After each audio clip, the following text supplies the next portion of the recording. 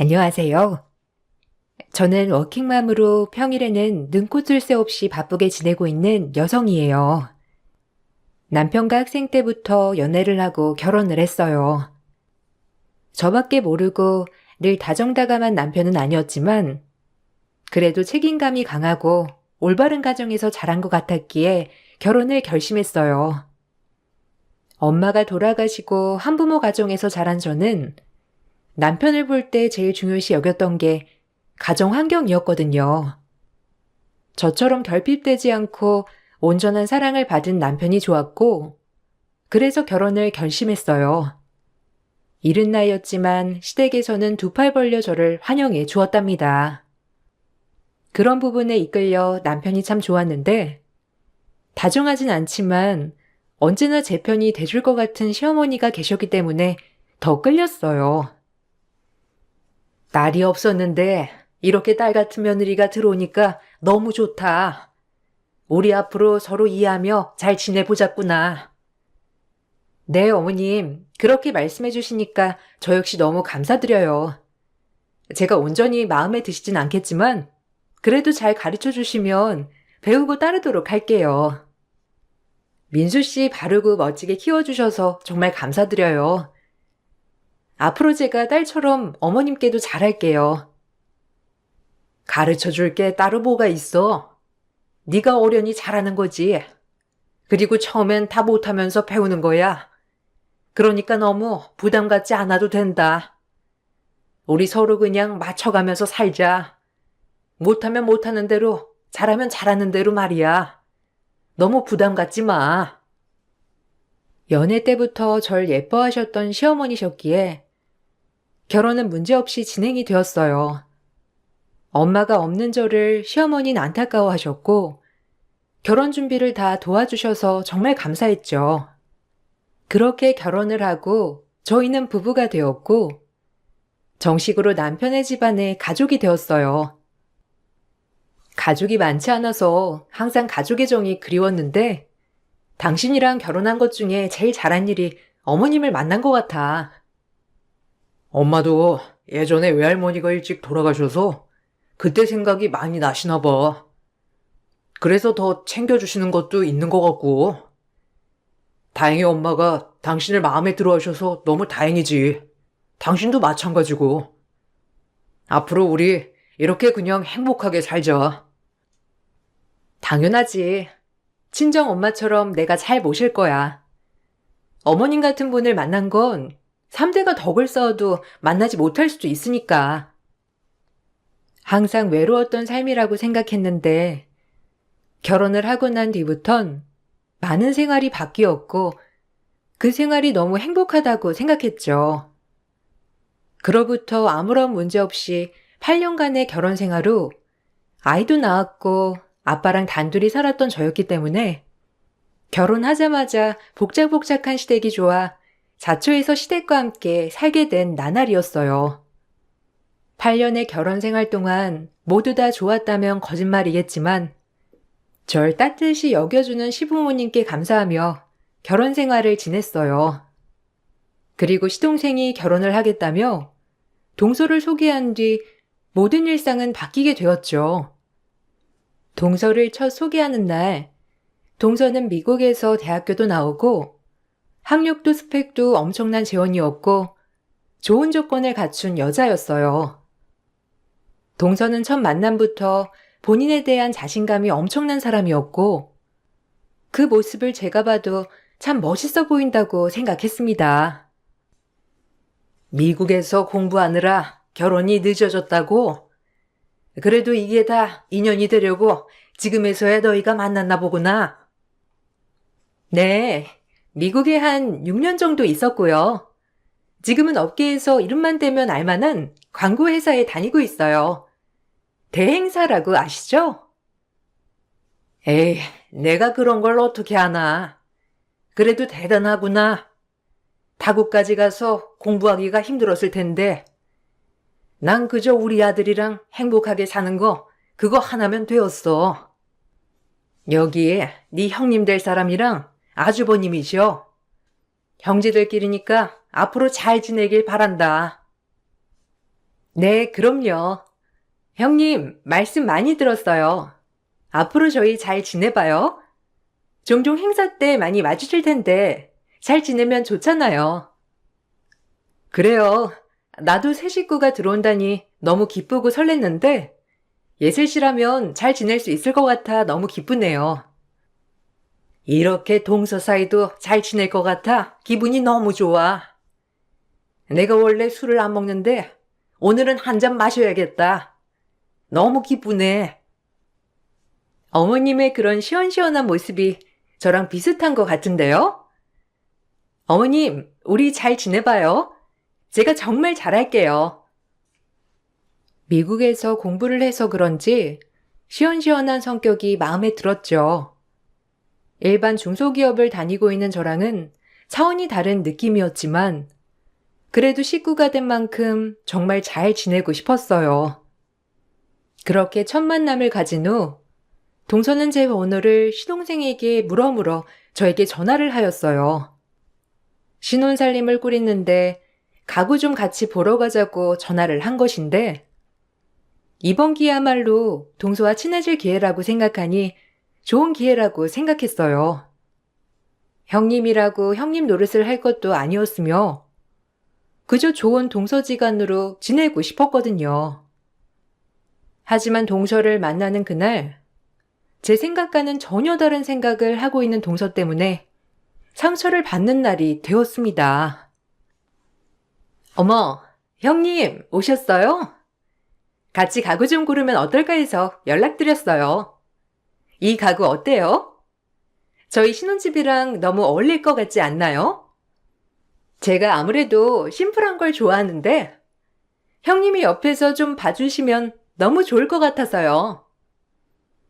아, 그래. 나야 좋지. 동서랑 이번 기회에 친해지기도 하고. 그 가구 너무 심플하니 예쁘다. 동서네 신혼집이랑 어울리는데? 아, 친해져요? 우리가? 그냥 뭐 행사 때나 모임 때 가끔 보는 거죠. 딱히 저희가 사회에서 어울릴 군번은 아니잖아요? 순간 제 길을 의심했습니다. 사회에서 어울릴 군번이 아니라는 말이 무슨 뜻인지 정말 의아했거든요. 바보같이 그때는 맞받아칠 말이 생각도 안 나고 당황해서 아무 말도 안 했지만 동선의 가구를 봐주는 내내 머릿속에서 사회에서 어울릴 만한 사람이 아니라는 말이 계속 귓가에 맴돌았어요. 그래서 마지막으로 집에 가기 전 이대로 갈 수 없다고 생각해 동서에게 단도직입적으로 물어봤어요.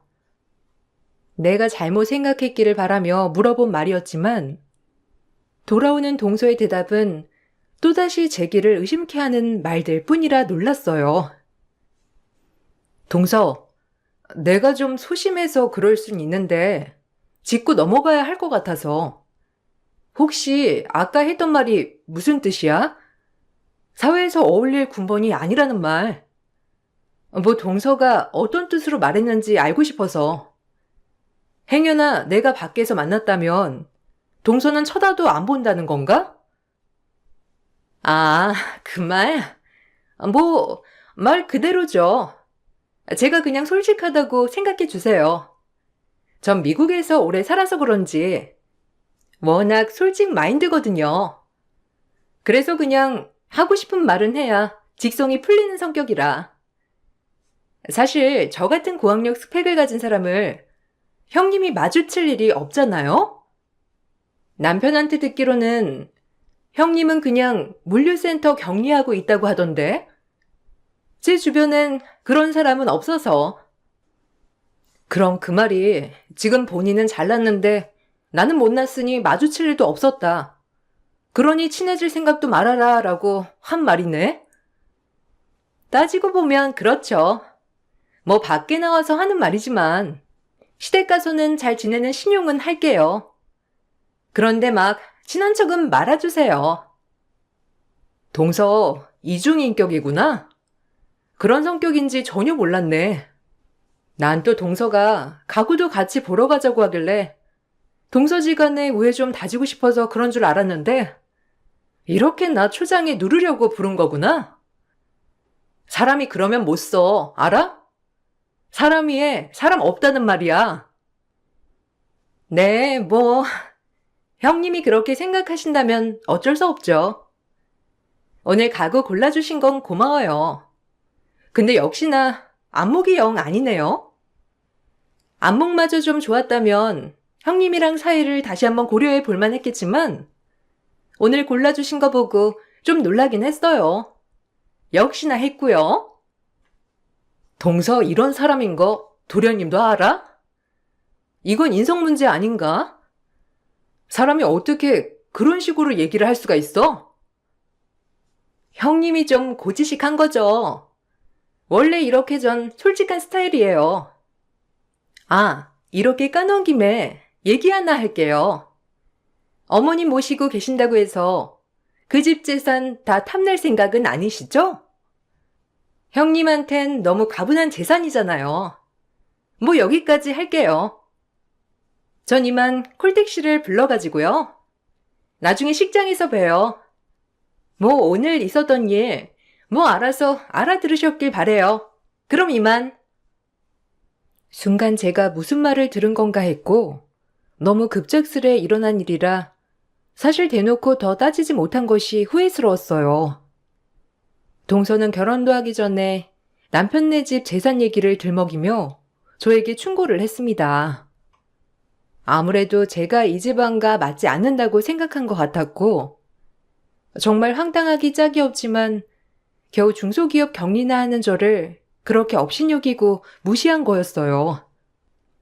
그리고 집에 도착한 제 표정을 보고 남편과 시어머니는 무슨 일이 있냐고 하였지만 차마 자존심이 상하고 괜한 분란만 될까 싶어 말을 아꼈고 가뜩이나 어머님이 둘째 며느리 보신다고 저렇게 좋아하시는데 초를 치고 싶진 않았어요.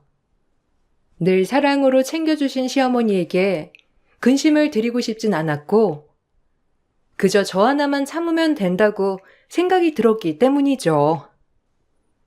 오늘 네 동서되는 사람이랑 가구 잘 보고 왔니? 어때? 성격도 좋고 너랑 아주 딱이지? 너도 성격이 다른 사람보다 무던하고 좋으니까 아주 잘 지낼 수 있을 거야. 그래도 아들들 있는 거 장가들을 다 보냈다고 생각하니까 후련하다. 그렇게 좋으세요? 어머님이 좋아하시니까 저도 너무 좋아요. 이제 속 후련하시니까 더 편하게 지내세요. 그래야지. 이제 여한이 없다. 너도 동서 생겼으니까 혼자 대소사 짊어지지 말고 동서랑 같이 나눠가며 해라. 힘드니까. 에이, 늘 하던 건데요, 뭐. 어머님이 항상 걱정해 주시고 살펴주시니까 저야말로 든든한 지원군을 얻은 것 같은데요.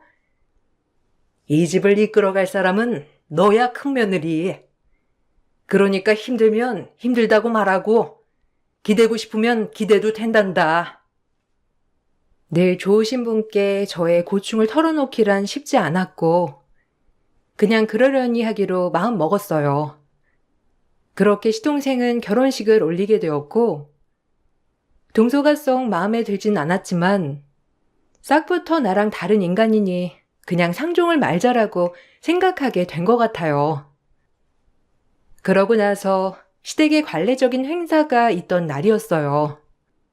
모든 대소사를 저와 시어머니가 준비했기 때문에 저 역시 따로 동서에게 전화를 해서 오라 마라 할 생각은 없었습니다. 어차피 절 그렇게 업신여기는데 제 전화를 받고 와서 저를 도와줄 리는 만무하다고 생각했기 때문이에요. 역시나 제 생각이 맞았고 동서는 행사가 거의 시작되기 전 느지막이 시댁에 도착하여 시어머니에겐 착한 척 다정한 척을 하며 저에겐 따로 손톱 발톱을 드러내면서 이중의 얼굴을 보이며 행동하더라고요. 어머님, 늦어서 죄송해요. 형님도 혼자 얼마나 고생하셨어요? 제가 워낙 일도 바쁘고 직함도 팀장이다 보니까. 에이, 됐다. 뭐 일하다 보면 그럴 수도 있는 거지. 그래도 큰애가 혼자 많이 고생했으니까 같이 거들어 주렴. 네, 그래야죠. 어머님은 거실 가셔서 좀 쉬고 계세요. 제가 나머지 형님이 하던 거 이어받아서 할 테니까 걱정 마시고요. 그래도 이렇게 며느리가 둘이나 되니까 그네 혼자 고생 안 해도 돼서 참 좋다.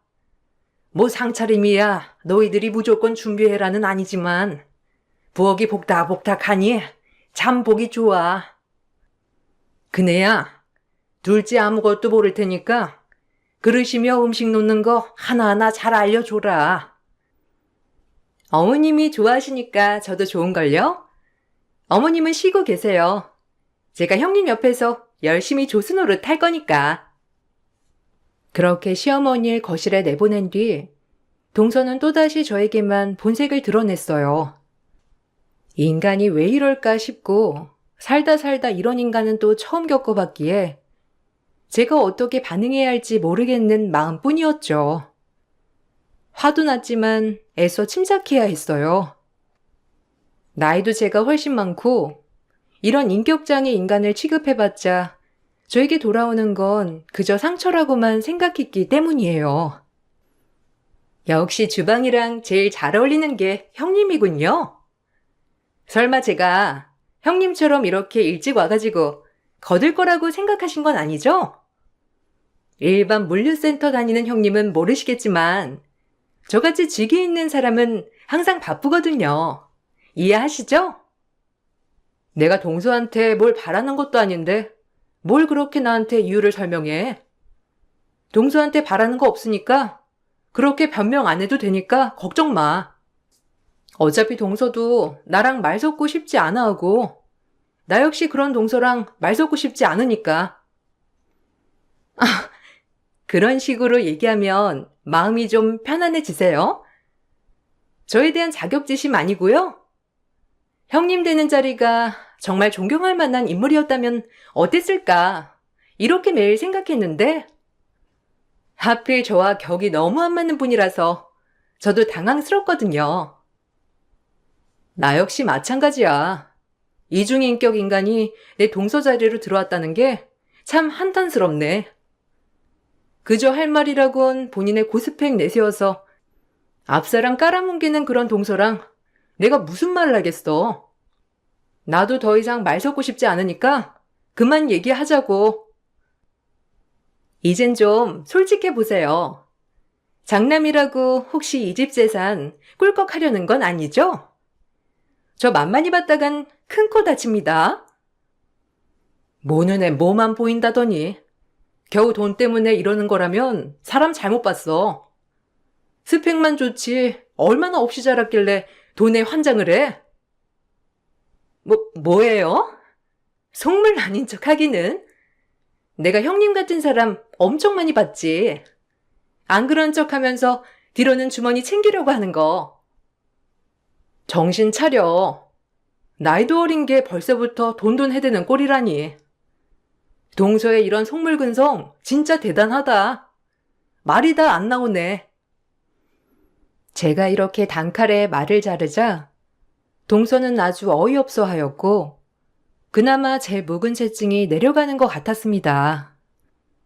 행사가 끝이 나고 동서네가 돌아간 뒤 마음이 많이 속상해 혼자 부엌에서 술잔을 기울이고 있는데 언제나 다정하고 친정엄마 같은 시어머니께서 무슨 일이냐며 물어오시더라고요.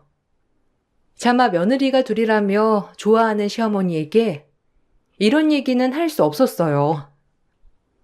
왜? 무슨 일 있는 거야? 너답지 않게 무슨 혼자 그렇게 생각을 해? 나한테 얘기하긴 좀 그런 거니? 말을 해봐. 아니에요. 그냥 오늘따라 이런저런 생각이 많아서요. 그래도 어머님이 좋아하시는 모습 보니까 저야말로 너무 좋아요. 혹시 네 동서 때문에 그러냐? 걔가 너 속상하게 하든? 뭐 나야 네가 시실콜콜 얘기하지 않으니까 알 수 없지만 혹시라도 불편한 거나 속상한 거 있으면 얘기를 해. 알겠지? 내가 뭐 힘이 돼주지 못할지라도 들어는 줄 테니까. 아니에요. 그냥 이런저런 생각이 들어서 그래요. 그래도 이렇게 생각해 주시고 늘 챙겨주셔서 감사해요, 어머님. 시어머니도 제가 동서 때문에 심란하다는 걸 눈치채셨는지 저렇게 말씀하시더라고요. 늘 언제나 저의 편에 서서 생각해주는 친정엄마 같은 시어머니가 있어서 기분이 나름 많이 풀렸어요. 엄마가 없는 저에게 시어머니는 그저 친정엄마 그 이상이었거든요.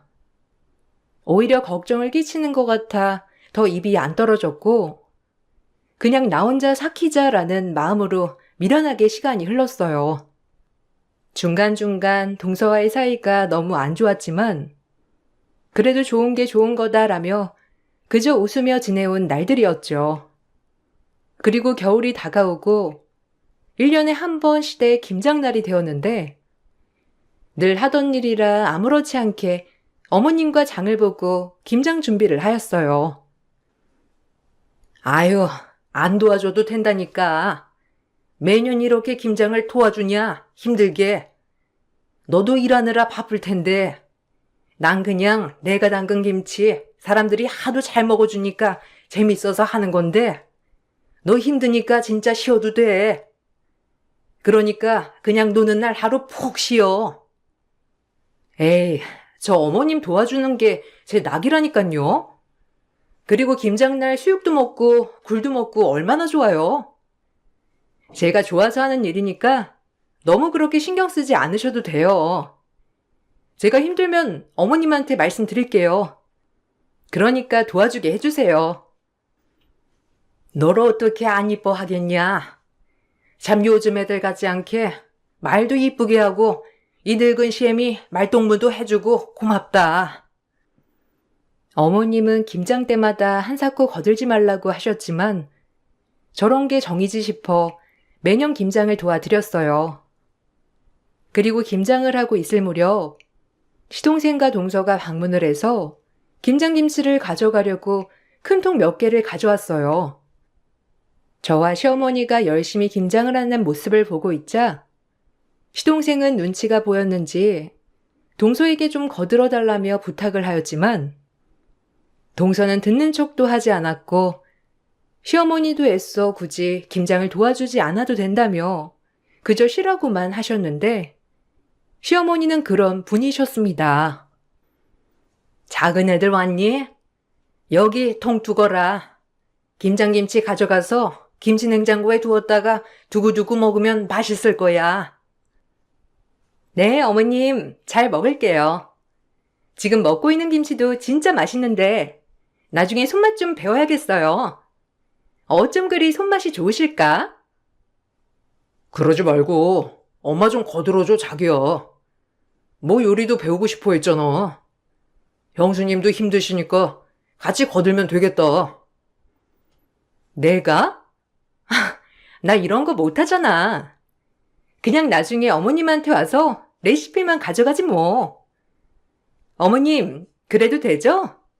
전 워낙 똥손이라. 그래, 그냥 들어가서 쉬어.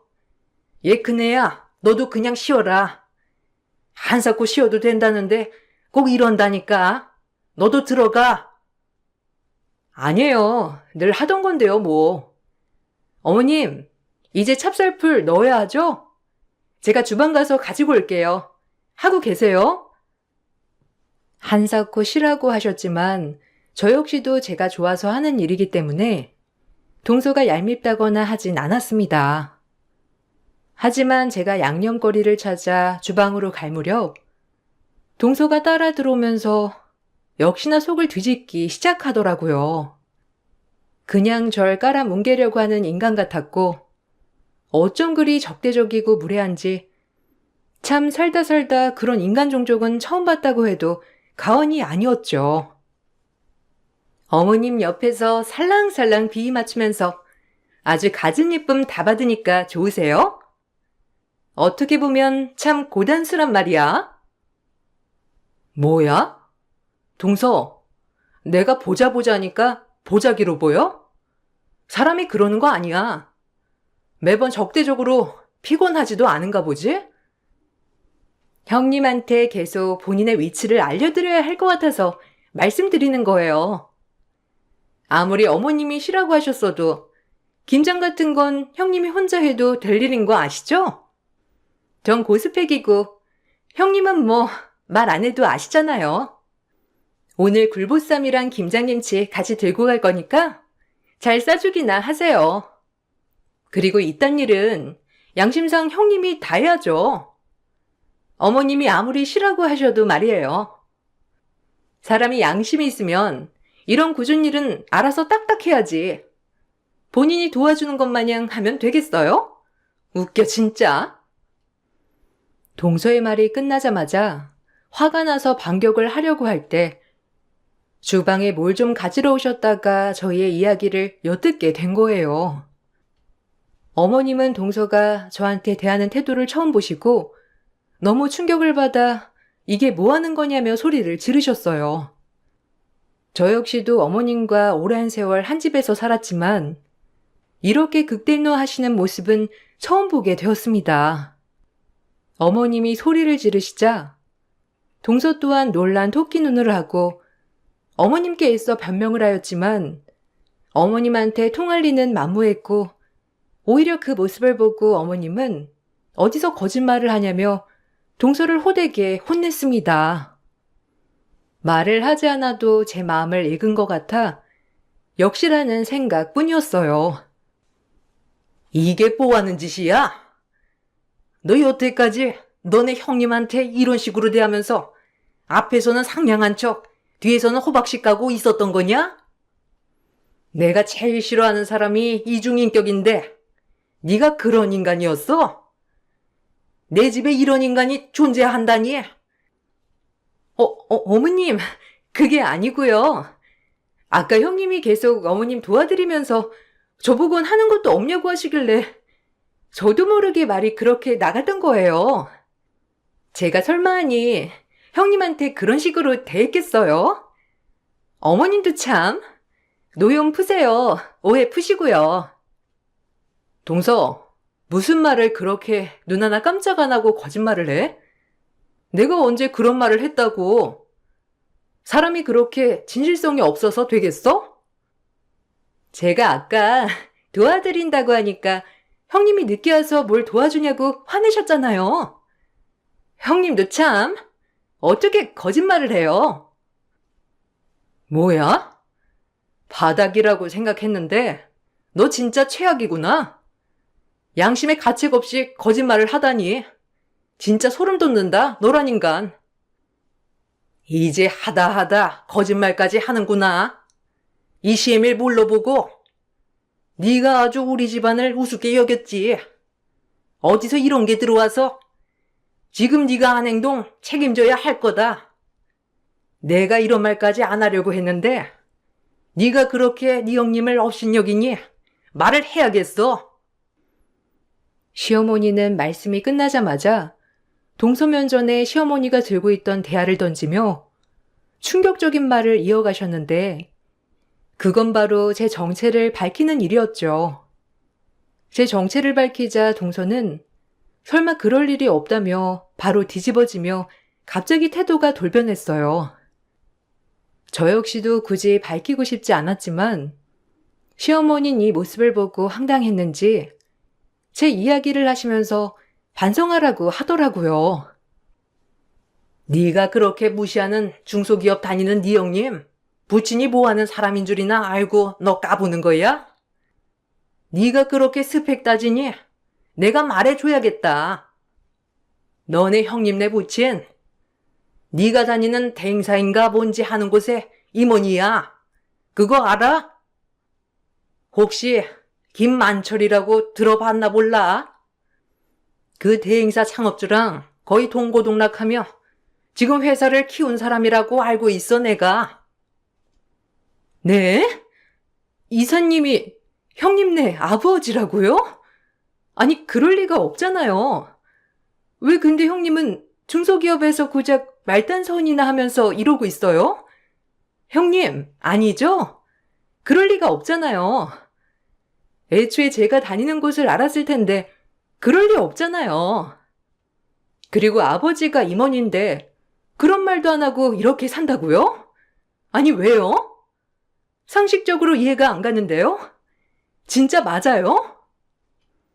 아버지랑 나랑은 별개니까 굳이 내가 이런 얘기를 해야 했을까? 근데 동서꼴을 보아하니 말을 해야겠네. 겨우 회사 팀장 주제에 이사 딸이랑 눈 똑바로 마주치고 말할 짬이나 돼? 나도 동서한테 당한 대로 똑같이 돌려줄게. 두고 봐. 그동안 어머님이 너무 기뻐하셔서 애써 참고 참았는데 이제 다 아시는 마당에 나도 동서한테 당한 스트레스 그대로 갚아줘야지. 고얀 것 같으니라고. 썩 나가. 이제 다신 이 집에 발도 들이지 말거라. 둘째가 너랑 끝까지 산다고 하면 걔도 안 볼 거니까. 아니, 어머님, 형님, 다 오해예요.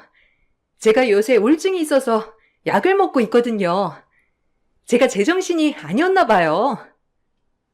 참 변명도 가지가지다. 어디서 우울증을 노네? 내가 너 때문에 우울증 걸릴 지경이다. 이제 입에서 나오는 말이라고 다 내뱉나 봐. 시어머니는 그 말을 끝으로 동서를 내쫓았고 그렇게 시동생까지 쫓겨났어요. 시동생이 동서에게 얼마나 뭐라고 했는지 동서는 저에게 개인적으로 정말 죄송하다며 싹싹 빌었지만 동서가 다니는 회사 이사님이 저희 아빠라는 사실을 알고 빈 것 같은 찜찜함에 용서가 되지 않았죠. 시어머니 또한 상종을 못할 인간이라며 절대 그냥 둬선 안 된다고 신신당부를 하셨습니다. 형님, 오해는 푸셔야죠. 전 형님이 그런 사람인 줄도 모르고 너무 죄송해요. 왜 말씀 안 하셨어요? 제가 이렇게 사과드릴게요. 우리 이제 오해 풀고 사이좋은 동서지간 해봐요. 아무래도 알아가는 과정에 작은 해프닝이잖아요. 해프닝 같은 소리 한다. 내가 우리 아빠 딸이 아니었어도 나한테 사과했을까? 웃기지 마, 이 속물 같은 것. 동서는 사회생활에서도 제일 만나면 안 될 인간이야. 그러니까 다신 나한테 연락하지 마. 그리고 어머님도 다신 볼 일 없으시다고 하니까. 여기 올 일도 없을 거야. 아, 참 아마 인사발령도 떨어질걸? 내가 아빠한테 다 말해버렸거든. 당할 수만은 없어서. 형님, 그건 반칙이죠. 왜 우리 둘 사이 일을 어머님이랑 이사님한테 미주알고주알 다 얘기해요? 그건 아니죠. 아니긴. 네가 나한테 한 짓은 맞는 게 되고 그리고 너 그렇게 능력 있으니까 그 회사 잘려도 다른 데 갈 수 있을 거 아니야. 알아서 잘해봐. 네 고스펙으로 어딜 못 가겠니? 진작 이랬어야 했는데 조금이라도 인간 대접해준 내가 바보지. 아빠에게 그동안 있었던 일을 모두 얘기하여 동서는 지방 사무실로 자천이 됐지만 거의 그건 그만두라는 말이었기에 동서는 그 좋은 회사 울면서 그만두게 되었습니다. 정말 다행인 건 회사 내에서도 학벌 가지고 직원들을 얼마나 차별했는지 오히려 자천 얘기가 나왔을 때 사내 블라인드 게시판에 동서의 교활함이 세세하게 적혔다고 해요. 집에서 새는 바가지, 밖에서도 엄청 줄줄 새는 바가지였던 것이에요. 이 게시판 얘기를 들으니 참 인간이 왜 그러냐는 말밖에 안 나왔고 웃겼어요. 내가 이 회사 왜 나가야 해? 내가 왜? 나 여기 팀장이야. 감히 나를 내쫓아? 나 같은 인재를 어떻게 몰라볼 수가 있냐고? 당신 팔자 당신이 꼰 거지. 미국 유학 몇 년 다녀온 걸로 엄청 뻐기더니 꼴 좋다. 다신 이 회사 근처에 발도 들이지 마요. 나 여기 팀장이야. 너 인사평가 빵점 맞고 싶어? 너 내가 가만 안 둘 줄 알아? 어디서 말단 직원이 나한테 함부로 해? 정신 못 차렸나 본데? 당신 자천이야. 아니지, 이건 나가라는 말이지.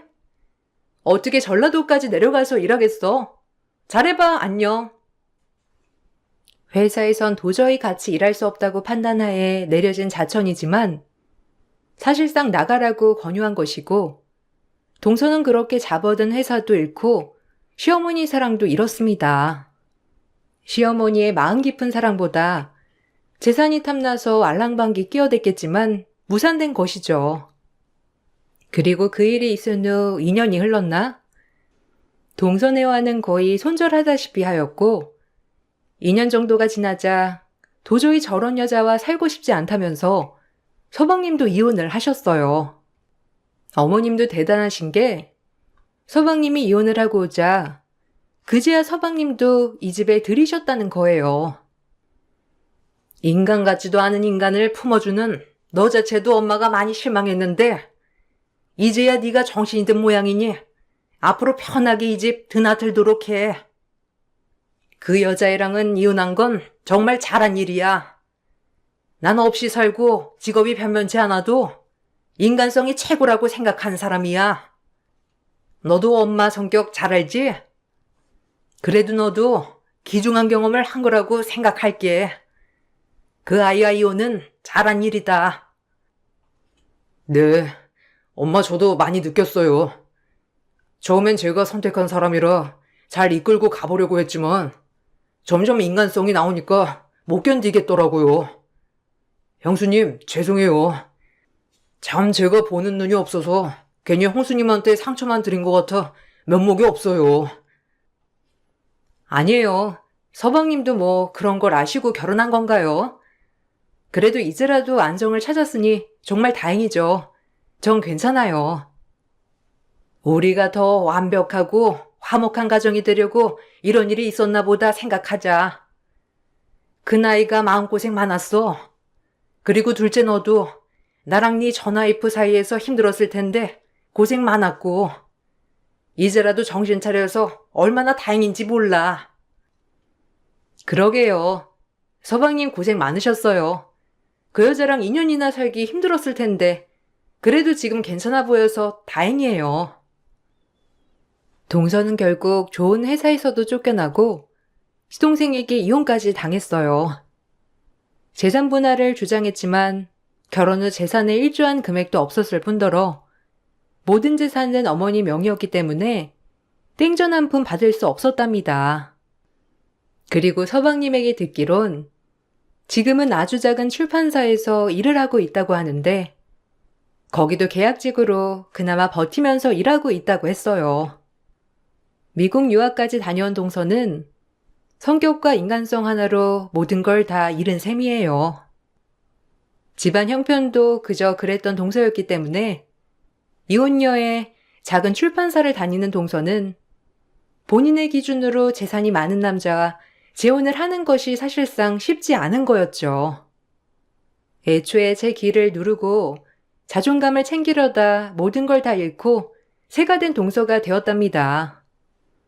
사실 지금 생각해도 어머님에게 참 감사하다는 생각이 들어요. 그래도 이렇게까지 단번에 동서를 내치기가 쉽지 않았을 텐데 너무 감사한 마음이 든답니다. 전 그 일이 있은 후에도 어머님과 친정엄마처럼 잘 지내고 있어요. 오히려 시간이 많이 지나서 더더욱 애틋해졌달까요? 남편보다 시어머니가 좋을 정도로 저희 고부 사이는 매우 특별하답니다. 저희 경험담을 한번 써보았는데 막상 그 일을 떠올리려고 하니 또다시 어머님에게 감사한 마음이 드는 하루예요. 이 글을 마치고 어머님과 데이트나 하러 가야겠다고 생각이 듭니다. 여러분들 마지막 삼복더위 조심하시고 즐거운 하루 보내세요. 감사합니다. 안녕하세요. 저는 몇 달 전에 남편과 이혼하게 된 40대 중반 여자입니다. 남편은 이혼을 결심한 제가 이해가 되지 않는다며 끝까지 설득시키려 했었지만 더 이상 참지 못하고 이 지긋지긋한 생활 청산하려고 아이들과 함께 뛰쳐나와 버렸어요. 제 성격이 이상한 건지 여러분들의 생각을 듣고 싶어 사연을 신청했으니 진지하게 들어주시면 감사하겠습니다. 처음 시작은 아주버님과 형님의 관계에 좋지 않은 분위기가 형성되더니 안 좋은 소식이 들려왔어요. 대충 느낌은 왔었지만 결국 형님은 아주버님과의 이혼을 선택하게 되었던 거죠. 이유는 집안의 가장 역할을 제대로 하지 못한다는 거였어요. 저도 옆에서 봐왔었지만 아주버님은 책임감이라는 게 전혀 없어 보였습니다. 그동안 아이들 키우면서 힘들게 버텨온 형님이 대단해 보였었죠. 하지만 형님도 사람인지라 더 이상은 참기 힘들었었나 봐요. 무능력한 남편과 결혼 생활을 유지한다는 건 더 이상의 미래는 보이지 않기 때문에 저 같아도 이혼을 선택할 수밖에 없었을 것 같았죠. 그리고 이 문제로 인해 집안은 난리가 나게 되었고 저희 부부도 시댁으로 급하게 향할 수밖에 없었습니다. 시부모님과 아주버님께서는 이혼만큼은 절대 안 된다며 강하게 거부하셨어요. 살다 보면 이런저런 일 다 있는 거지. 지금 나이가 몇인데 너 입에서 이혼하겠다는 말이 나오는 거야? 나는 절대 받아줄 수 없으니까 꿈도 꾸지 마라. 저런 무능력한 남자와는 더 이상 같이 살지 못하겠다니까요. 어머님, 아들을 왜 제가 책임져야 하냐고요. 지금까지 같이 살아준 것만도 감사하게 생각하셔야죠. 당신 정말 이렇게까지 할 거야? 일자리 정도야 금방 구할 수 있다니까. 요즘에 몸이 좋지 않다 보니까 잠깐 좀 쉬려고 했던 것뿐인데 그게 그렇게 잘못된 거야? 당신이 나를 이해해줘야지. 하루 이틀도 아닌데 오늘따라 새삼스럽게 왜 그래? 나도 이혼은 받아줄 수 없으니까 화 좀 가라앉히면 안 될까? 내가 지금 화가 안 나게 생겼어? 몸이 안 좋아서 일을 잠깐 쉬는 정도는 넘어갈 수야 있지. 그런데 돈은 까먹지 말아야 할 거 아니야? 여기 카드 내역서에 찍힌 거 어떻게 할 거야? 이게 지금 사람이 할 짓이야? 돈도 못 벌어오는 인간이 술집에서 300만 원이나 쓴다는 게 말이 된다고 생각해? 이 돈이면 애들이 그동안 하고 싶었던 거 충분히 해줄 수 있는 돈인데 너는 술 퍼먹는데 300만 원이나 쓰고 있어? 나랑 애들한테 미안하지도 않아? 언제까지 이렇게 살 건데? 남자들은 밖에서 친구들이랑 술 한잔 걸치다 보면 그 정도는 우습게 나온다니까. 그날따라 내가 기분이 너무 좋고 친구들한테 한턱 쏘고 싶어서 오래간만에 내가 술 좀 샀어. 나도 애들한테 어깨 좀 펴고 살 수 있는 거잖아. 자주도 아니고 가끔 사는 건데 그걸 이해 못 해줘? 정말 이렇게까지 할 거야? 그래. 집안의 가장이 여러 가지로 스트레스 받고 힘들다 보면 그 정도 쓸 수 있는 거지. 너무 몰아가는 거 아니니? 내 아들 딴에는 최선을 다하고 있는데 그런 마음 알아주지 못하면 얼마나 마음이 안 좋겠니? 네가 지금 경제적으로 좀 힘들어서 그러는 것 같은데 한 번만 이해해주고 넘어가주면 안 되겠어? 이해해주기 힘들 것 같아요. 이 사람은 절대 좋은 가장이 될 수 없는 사람이고 경제적으로도 너무 무능력해서 제가 더 이상은 스트레스 받아서 못 살겠어요. 아주버님이 술집에서 300만 원을 썼다는 말을 들었을 때 저도 좀 충격이었습니다. 밖에서 힘들게 고생하는 아내와 아이들을 생각하면 술집에서 돈을 쓰지 못할 텐데 아주버님은 친구들 사이에서 어깨 좀 펴고 싶어서 큰 돈을 지불했다는 건 이해할 수 없는 행동이었죠. 형님과 오래 알고 지내면서 대화를 주고받다 보면 항상 하는 말이 제가 부럽다는 거였어요. 남편은 그래도 허튼 곳에 돈을 쓰지 않고 지금까지 단 한 번도 일을 쉰 적이 없었기 때문에 형님은 그런 남편과 사는 저를 부러워했었죠. 형님이 아주버님과 살면서 정말 많은 고민을 해왔었다는 걸 느낄 수가 있었고, 그런 모습을 바라보는 저도 마음이 너무 안 좋았었어요. 결국 형님을 설득하지 못한 시댁 식구들은 이혼을 해줄 수밖에 없었고, 형님은 더 이상 시댁 집안의 며느리가 아닌 남이 되어버렸죠. 겉으론 표현 안 했지만 잘한 선택 같아 보였어요. 제가 형님 입장이었다면 똑같은 결정을 했었을 테니까요. 그런데 아주버님이 이혼을 하게 되면서부터 예상치 못한 충격적인 일들이 눈앞에 펼쳐지고 말았습니다. 아주버님이 이혼을 하시고 한 3달 정도의 시간이 흘렀을 때 퇴근하고 집에 들어왔는데 문을 열자마자 눈앞에 펼쳐진 건 남편과 아주버님이 이른 초저녁부터 술판을 벌이고 있었습니다. 저는 들은 얘기가 없었기 때문에 많이 당황스러웠고 급하게 남편을 안방으로 불러들였어요. 지금 이게 뭐 하는 짓이야? 나한테 한마디 말도 없이 아주버님을 집으로 들이면 어쩌자는 거야? 그리고 초저녁부터 술을 마시면 어떡해? 오늘은 애들이랑 외식하기로 한 거 잊었어? 지금 당장 가시라고 그래. 내가 계획되지 않은 일들 만드는 거 싫어하는 거 알면서 평소 당신답지 않은 행동을 하면 어떡해? 갑자기 찾아온 걸 어떡해? 그렇다고 무작정 돌려보낼 수는 없잖아. 이혼해서 지금 상당히 힘들어하고 있는 거 당신도 잘 알고 있잖아. 오늘만 좀 이해해주면 안 돼? 하나밖에 없는 동생이라고 찾아왔는데 매정하게 구는 것도 상처가 될 수 있다고. 오늘 하루만 눈 감아주라. 부탁할게. 정말 황당한 상황이었죠. 연락도 없이 찾아와서 남편과 술판까지 벌이고 있는 아주버님의 행동을 이해할 수가 없었습니다. 그날 아이들과 외식하기로 했었는데 계획이 틀어지게 되자 저는 속이 끓기 시작했어요. 그런데 제 기분이 어떤 상태인지도 모르고 아주버님은 방에서 나온 저를 보며 웃으면서 말을 붙였습니다. 재수씨, 와서 한잔 하세요.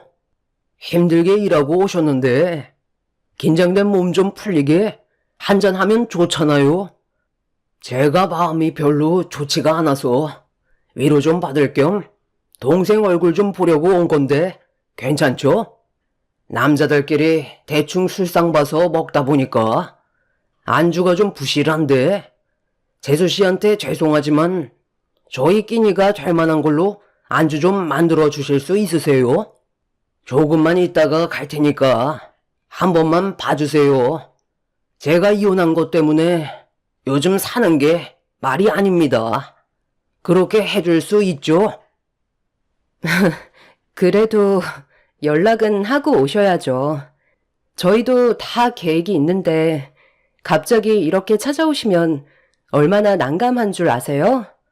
오늘 외식하기로 했었기 때문에 장 봐놓은 것도 없어서 지금 당장 뭘 해드릴 만한 재료도 없기 때문에 냉장고에 있는 것들로 해서 드릴게요. 다음부터는 미리 연락하시고 오셨으면 좋겠어요.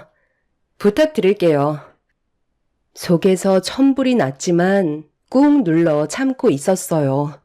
그런데 아주버님은 제가 화를 억누르고 있다는 걸 인지하지 못하는 건지 차릴 게 없으면 배달이라도 시켜달라며 어이없는 말을 꺼내고 있었습니다. 그런데 남편은 분위기 파악도 못하고 배달 음식 책자를 꺼내와서는 아주버님한테 건네주며 먹고 싶은 거 있으면 골라보라고 하길래 저는 남편을 발로 툭툭 쳤어요. 하지만 저를 아예 무시하면서 아주버님과 음식을 고르더니 바로 핸드폰을 들어 주문을 하기 시작했어요. 평소에 하지도 않던 짓을 하는 남편을 보고 있으니 제 속은 더 끓고 있었죠. 결국 그날 외식은 아예 꿈도 꿀 수 없었고 아주버님과 남편이 술판을 벌이는 동안 배달 음식들로 아이들 배를 채운 뒤 저 혼자 다 씻기고 재운 다음 안방으로 들어왔어요. 한참 동안 정신없이 하루 일과를 끝낸 뒤 이제 좀 쉬나 했는데 아주버님이 갑자기 저를 불렀네요. 재수씨, 죄송한데요. 이거 찌개가 좀 식었는데 다시 데워줄 수 있어요?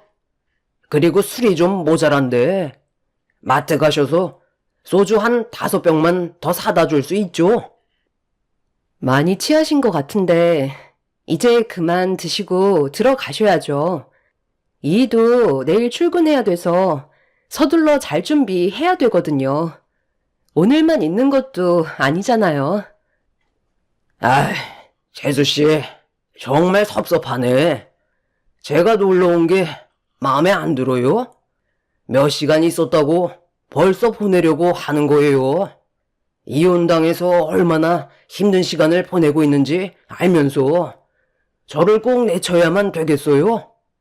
오늘 오래간만에 동생이랑 코가 삐뚤어질 정도로 한번 달랠 생각이었는데 마트 가서 술 좀 사다 주세요. 그래, 오늘만 당신이 이해 좀 해줘. 우리 형이 이런 적 없었잖아. 형수님이랑 이혼해서 얼마나 마음이 안 좋으면 나한테 찾아왔겠어?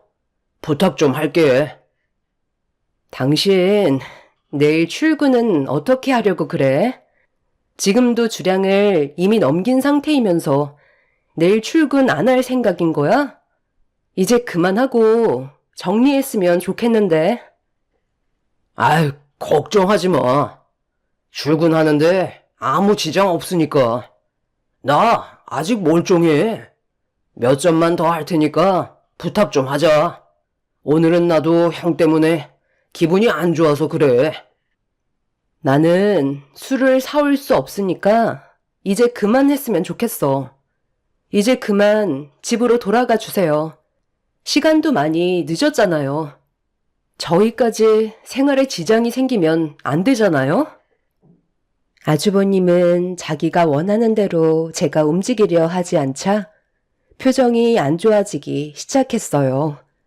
저도 이미 참을 만큼 참아왔었기 때문에 화가 난 얼굴로 아주버님을 노려보고 있었습니다.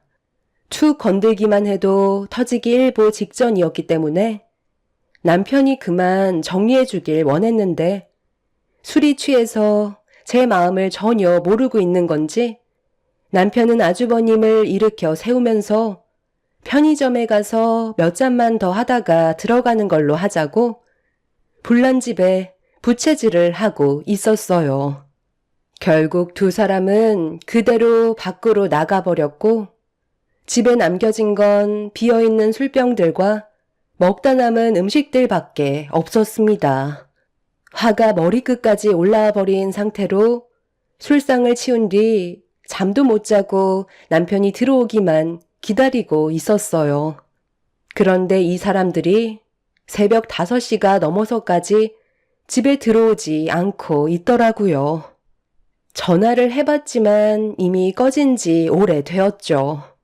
결국 동이 트고 저는 잠 한숨 못 잔 상태로 출근 준비를 해야만 했어요. 그렇게 아이들 학교 보낼 준비까지 전부 다 끝낸 뒤 집에서 나서려는데 남편이 정신없이 집으로 비틀거리며 달려오고 있었어요. 남편과 말을 섞다가는 저까지 회사에 늦을까봐 나중에 다시 얘기하자며 아이들과 함께 엘리베이터에 올라탔습니다. 저희 아파트가 복도식인데 술을 얼마나 마셨는지 복도에서 술 냄새가 진동을 하고 있었죠. 우리 집안의 균형을 흔들어 버리고 돌아간 아주버님 때문에 그날 시작되는 하루를 완전히 망쳐버려 기분이 정말 좋지 않았었어요. 그렇게 피곤한 상태로 회사 직원들과 아침 인사를 나눈 뒤 회의에 들어가려 하는데 갑자기 남편한테 전화가 왔어요. 저는 회사에 잘 도착했는지 확인하기 위해 전화를 받은 뒤 출근했냐고 물어봤는데 돌아오는 남편의 말은 저에게 충격을 안겨줬습니다. 지금 뭐라고 그랬어? 아니, 술을 얼마나 퍼먹었길래 면허 취소가 나오냐고. 당신 몸 상태는 당신이 더 잘 알 거 아냐. 운전이 안 될 것 같으면 택시를 탔어야지. 집에서 회사가 멀지 않다 보니까 잠깐 운전하는 건 괜찮을 줄 알았는데 아침부터 음주 검사를 하고 있었네.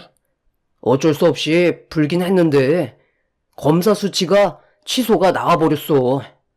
정말 미안해. 당신한테 내가 할 말이 없다. 미안한데 잠깐 여기로 와줄 수 있겠어? 분명 내가 지갑을 가지고 있었는데 어디 갔는지 못 찾겠네. 나 지금 회의 들어가 봐야 한다고. 내가 그래서 어제 그만 마시라고 했었잖아. 다음날 회사에 출근해야 될 사람이 아침에 들어온다는 게 말이 돼? 아주버님이 이혼한 건 그만한 이유가 있는 건데 그걸 왜 위로해 주는 건데? 결국 피해는 우리가 전부 떠안게 됐잖아. 당신답지 않게 이게 지금 뭐 하는 짓이야? 결국 저는 회사에서 참아왔던 분노가 터지게 되었고 전날부터 받아왔던 스트레스를 아침부터 남편한테 전부 다 쏟아내고 말았습니다. 할 말이 없었던 남편은 미안하다며 저에게 도움을 요청했고 어쩔 수 없이 회사에 사정을 얘기한 뒤 남편이 있는 곳으로 가게 되었는데 충격적인 한마디에 순간적으로 제 귀를 의심했어요. 남편이 운전면허 취소로 인해 벌금으로 700만 원 정도가 나올 것 같다는 믿을 수 없는 말을 입 밖으로 꺼냈습니다. 저는 예상치 못한 대답을 듣게 된 터라 아침부터 다리에 힘이 풀려 그 자리에서 주저앉고 말았어요. 이혼했다고 위로 한번 해주려 했다가 700만 원이 공중으로 날아가 버리는 상황이 오게 되었던 거죠. 저는 아주버님 때문에 이런 일이 생겼으니 당장 700만 원 달라고 전화하라고 하니까 한 번만 넘어가 달라며 지금 상황에 자기 형을 감싸려 들길래 들고 있던 가방으로 남편한테 사정없이 휘둘러 버렸습니다. 결국 이 문제로 시댁에 모일 수밖에 없었고 집안은 한바탕 난리가 나게 되었지만 아주버님은 눈 하나 깜빡하지 않았어요. 지금 면허 취소 벌금으로 700만 원이 나왔는데 웃음이 나와요? 제가 그만 돌아가 달라고 부탁드렸는데 끝까지 한 잔만 더 하겠다고 고집부리다가 이 사태가 벌어졌잖아요. 당장 700만 원 벌금 납부해 주세요. 제 말만 들었어도 이런 일은 생기지 않았을 거라고요. 아주버님 때문에 저희가 왜 피해를 봐야 되는 거죠? 저도 몇 번 벌금 맞은 적 있어요. 그런데 그건 걸릴 수도 있는 거고 걸리지 않을 수도 있는 건데 왜 저한테 벌금을 내달라는 건지 모르겠네요. 그러니까 택시를 타고 갔어야지. 너는 생각이 없는 거냐? 코가 삐뚤어지게 마셨는데 차를 타고 가는 건 사고가 날 수도 있는 거라고. 본인이 충분히 판단할 수 있는 거였으니 저한테는 동생 잘못을 책임져 줄 의무가 없는 거죠. 그리고 현재 저는 그만한 돈도 없습니다. 얼마 전에 살고 있는 집까지 처분해서 필요한데 돈을 좀 써버린 상태라 아예 여유 자금이 없거든요. 700만 원 정도야 둘이서 맞벌이 하니까 그게 지장 없잖아요. 한 달만 굶으면 되는 건데 이런 일로 분위기 심각하게 만들지 말죠. 그래, 살다 보면 누구나 다 실수할 수 있는 법이야. 700만 원이 벌금으로 나가는 건 좀 아깝기는 하다만 그래도 어쩌겠니? 네가 좀 감수해야지. 제가 감수하라고요? 왜 그래야 하는 거죠? 이런 상황을 만들게 된 건 전부 다 아주버님 때문인데 왜 제가 그걸 떠안아야 하는 거냐고요? 당장 700만 원 주세요. 저 지금 백수인 거 몰라요? 돈이 없다니까요? 그리고 창수야, 너한테 부탁이 있는데 너희 집에서 며칠간만 신세 좀 지면 안 될까? 나도 먹고 살아야 되니까 일자리 좀 구하려고 하는데 아까 말했다시피 지금 수중에 돈이 없다. 솔직히 내가 너희 형수 때문에 기 한 번 제대로 못 펴고 살았잖냐. 그래서 이혼한 마당에 돈 좀 한번 제대로 써보려고 집 처분한 돈으로 사치를 좀 부렸거든. 친구 녀석들한테도 명품들 좀 사주고 술도 진탕 마셨더니 지금 아예 돈이 바닥이 나버렸네. 이건 재수씨 선물이에요. 요즘 샤넬백이 그렇게 유행이라고 하던데 이거면 700만 원 벌금은 퉁칠 수 있는 거 아니에요? 네 것도 준비했다. 영업사원이? 시계가 그게 뭐냐? 이 정도는 차줘야지. 부모님 선물은 진작에 드렸으니 걱정 안 해도 된다. 그리고 저기 쇼핑백에 애들 선물도 있거든. 최신 게임기라 아마 엄청 좋아할 거다. 아주버님, 지금 이게 뭐 하시는 거예요? 돈을 벌지도 않으시면서 돈을 흥청망청 다 써버리시고 저희 집에서 지금 신세를 지겠다고요? 제가 이런 거 받고 싶다고 했어요? 다시 환불하시고 그 돈으로 집을 알아보세요. 저희 집에는 절대로 들어올 수 없으세요. 당신 쓸데없는 생각하지 마. 내가 안 된다고 하는 건 절대 안 되는 거야. 당신 정말 속 좁게 왜 그래? 형이 이제부터 제대로 된 삶을 살아보겠다잖아. 최대한 서둘러서 일자리를 만들 수 있게 준비시켜주면 좋은 거 아니야? 내 말 못 들었어? 그렇게는 절대 안 된다니까. 그리고 어머님 집이 비어있는 방도 많은데 왜 우리 집인데? 애들도 있고 남은 방도 없는 상태라고. 부모님 집에서는 시내도 한참 멀고 지 옆에도 출퇴근하기에는 무리가 있어서 잠깐 재수씨 집에 신세 좀 지겠다는 거예요. 거실에서 생활해도 되니까 걱정 마세요. 아주버님은 할 말이 다 끝났다는 듯 자리에서 일어나더니 짐을 챙긴 뒤 자기 차에 싣고 있었습니다. 저는 절대 안 된다고 했지만 아주버님은 더 이상 제 말을 들으려 하지 않았어요.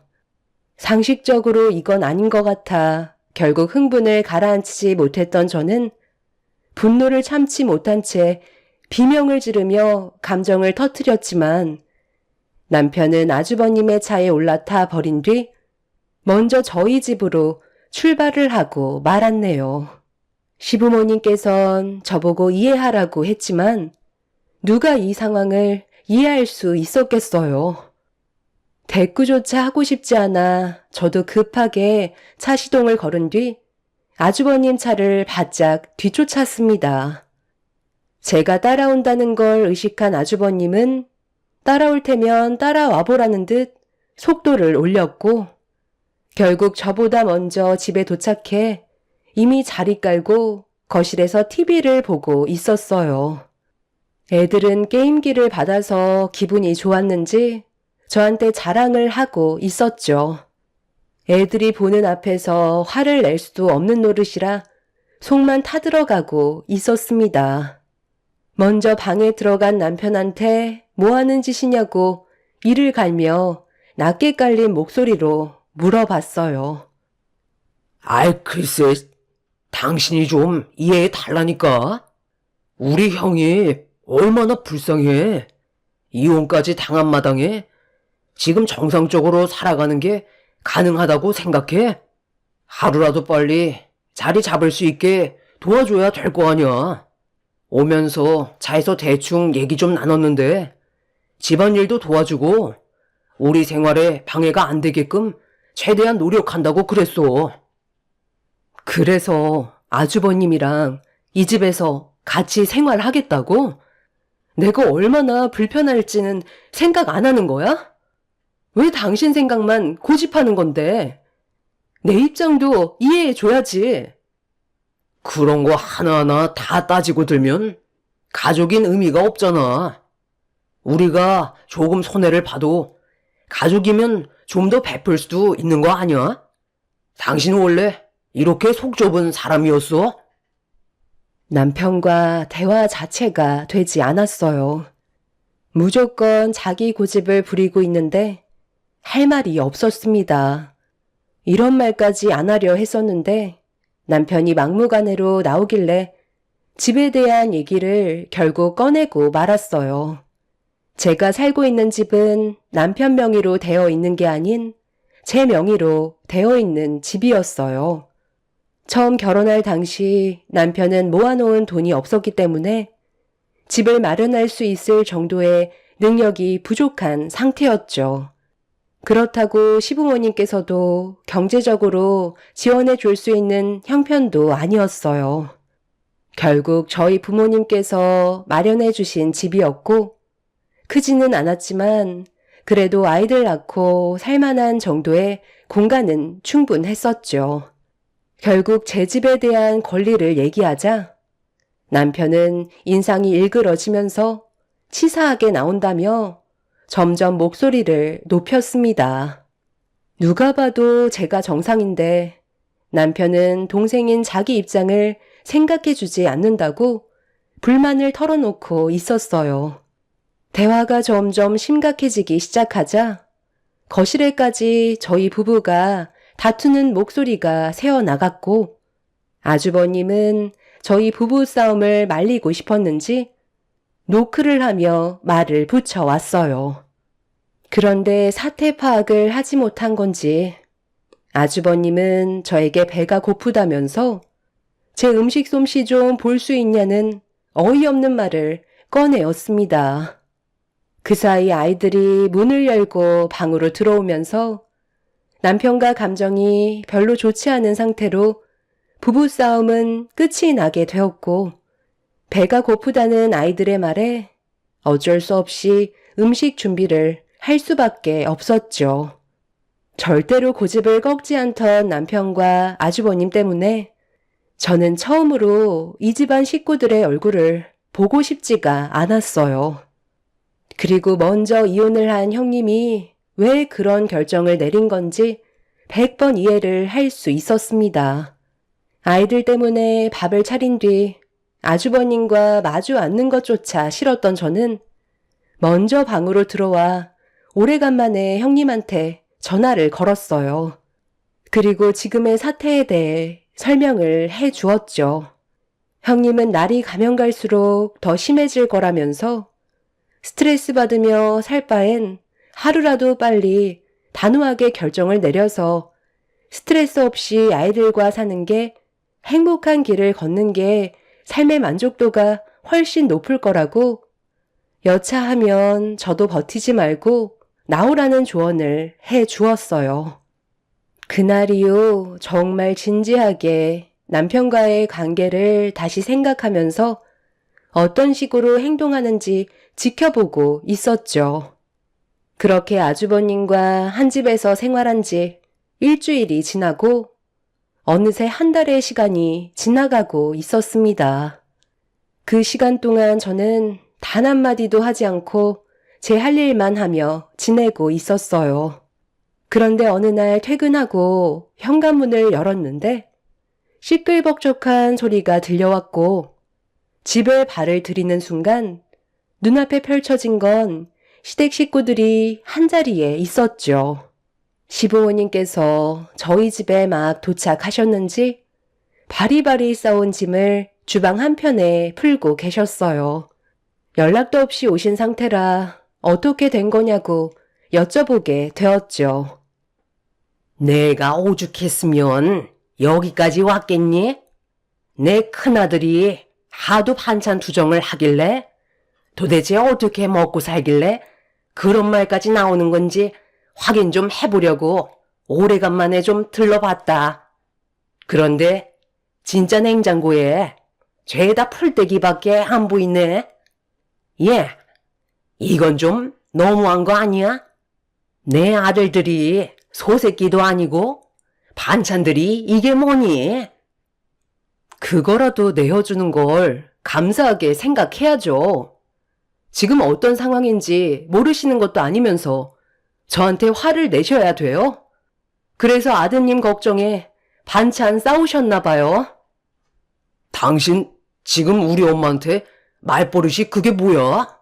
먼 길 오셨는데 고생하셨다는 말이 먼저 나와야 되는 거 아니야?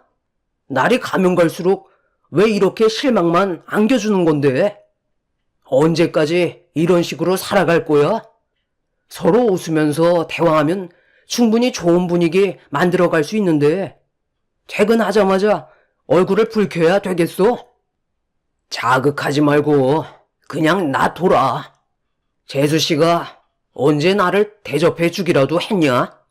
맨날 소새끼 마냥 풀떼기만 씹어먹는데도 눈 하나 깜빡 안 하잖아. 너는 여자니까 아무래도 불편한 점들이 많겠지.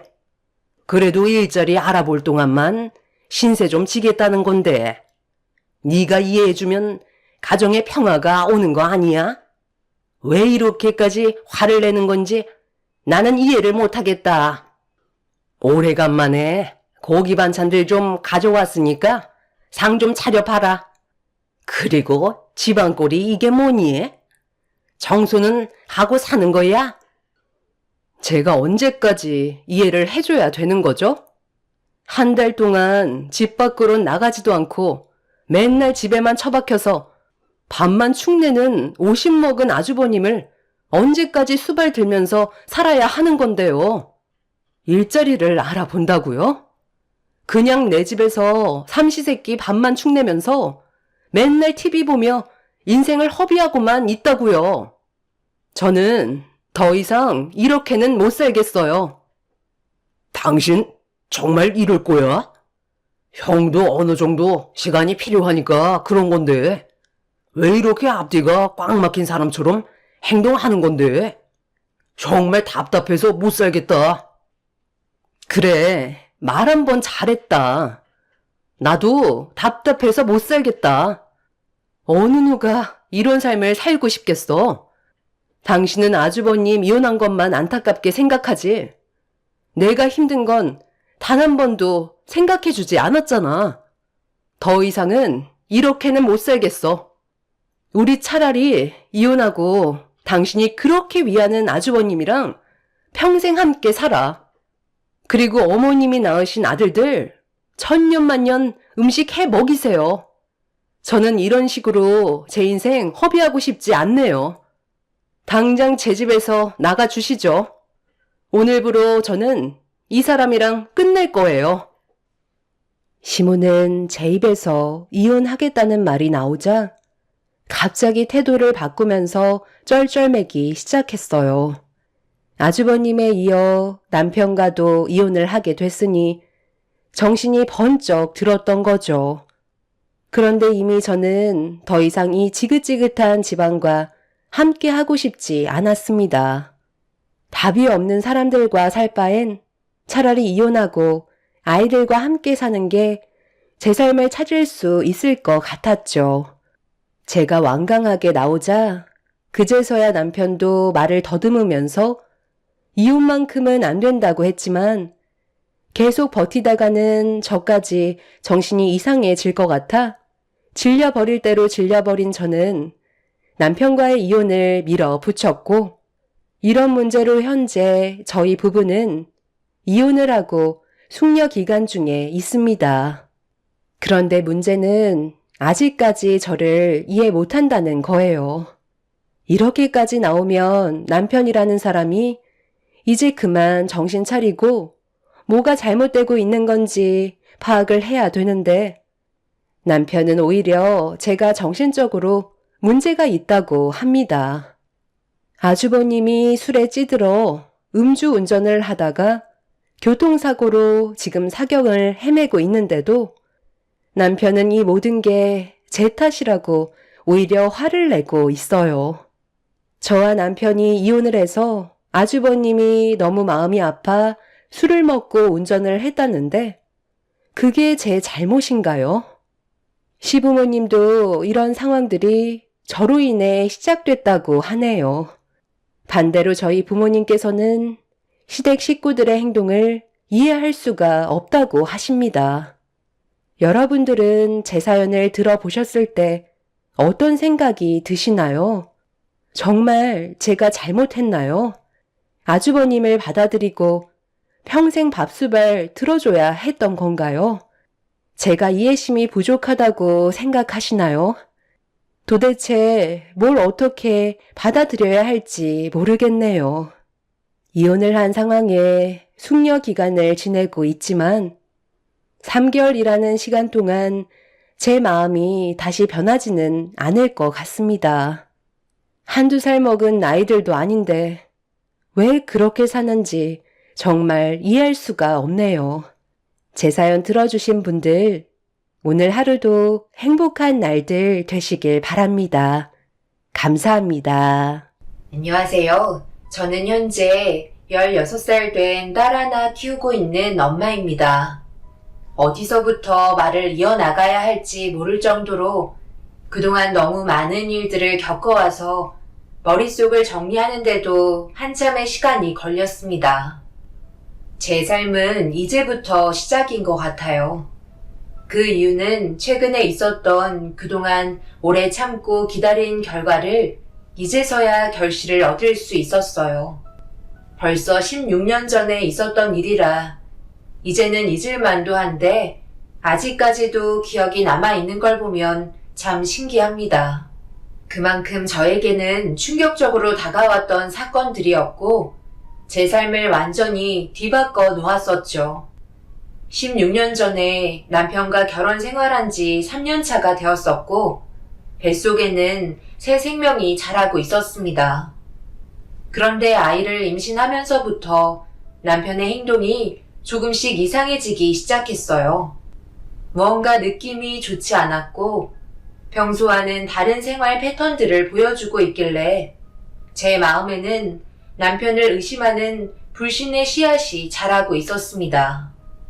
그렇게 시작된 의심이 확신으로 바뀌게 되는 흔적들을 발견할 수 있었고 너무 큰 배신감에 더 이상 화를 억누르지 못했어요.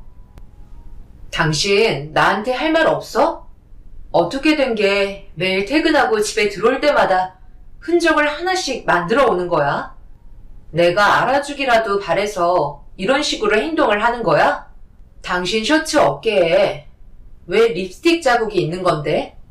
저번에도 자국이 남아있길래 아무 말 없이 지웠는데 이번에도 똑같은 위치에 립스틱 자국이 선명하게 남아있네? 며칠 전에는 다른 여자의 긴 머리카락을 붙이고 오질 않나. 그것도 모자라 안주머니에서는 립밤도 나왔던 거 알아?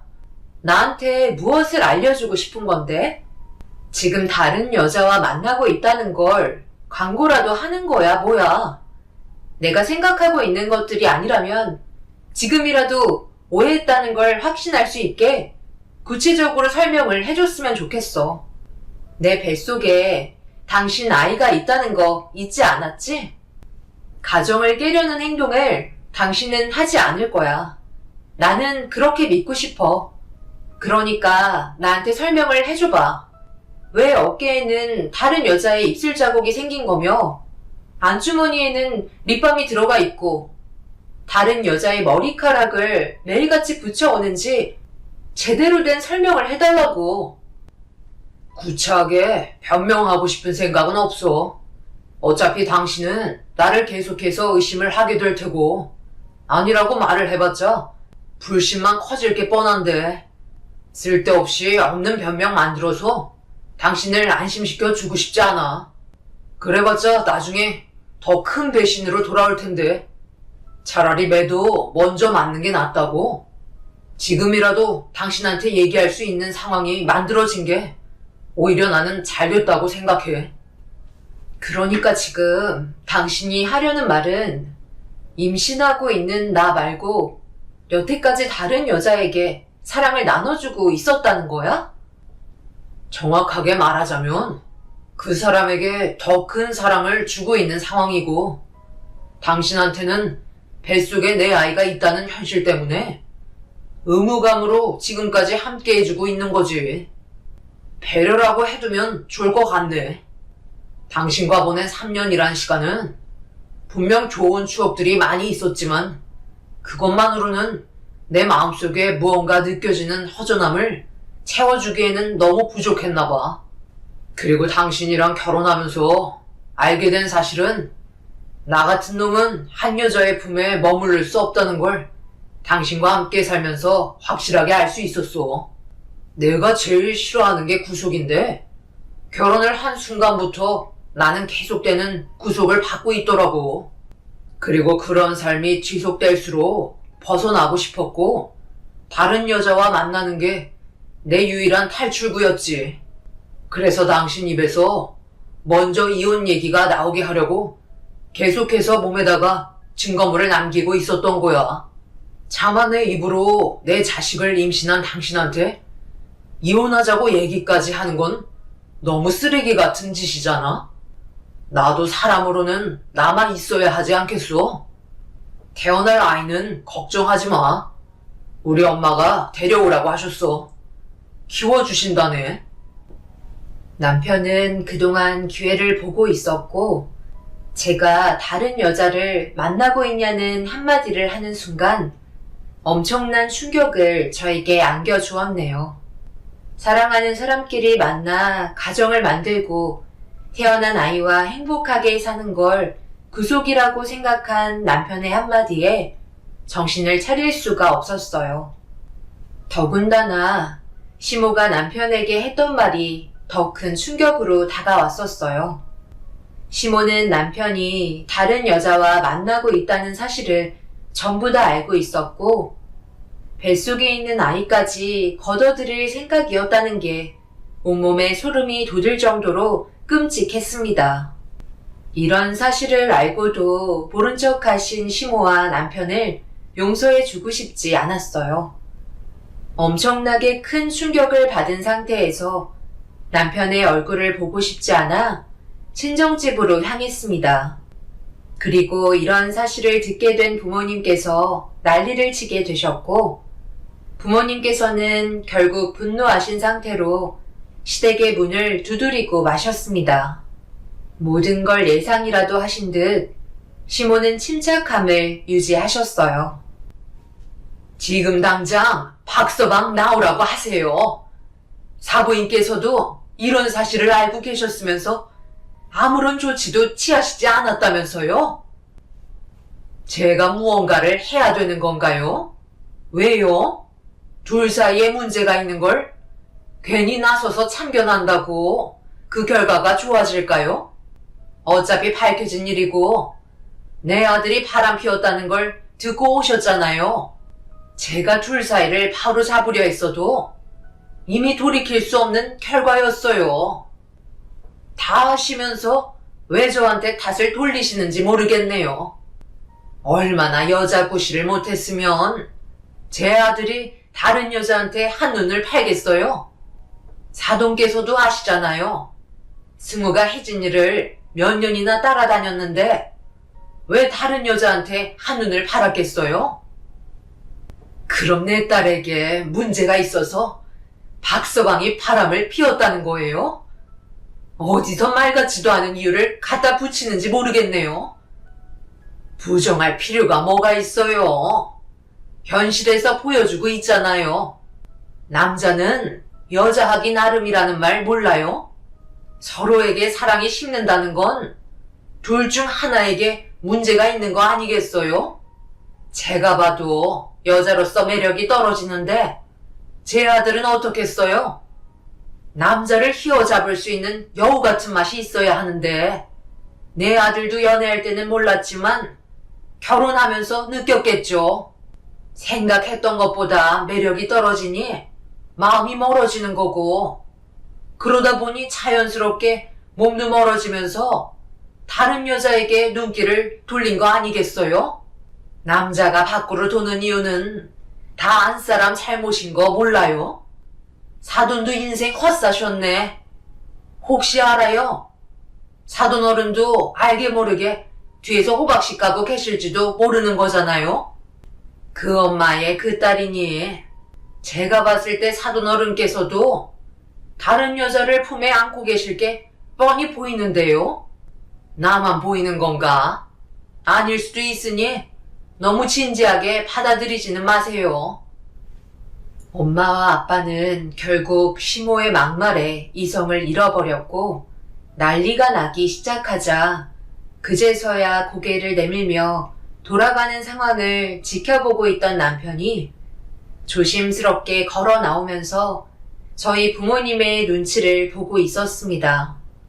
아빠는 남편을 보자마자 가만두지 않겠다며 뛰어들었고 시부가 아빠를 막아서며 당장 경찰에 신고하라는 말에 시모는 전화기를 들어 저희를 범죄자 취급하면서 당장 잡아가라고 수화기에 비명을 지르며 어이없는 행동을 보이셨네요.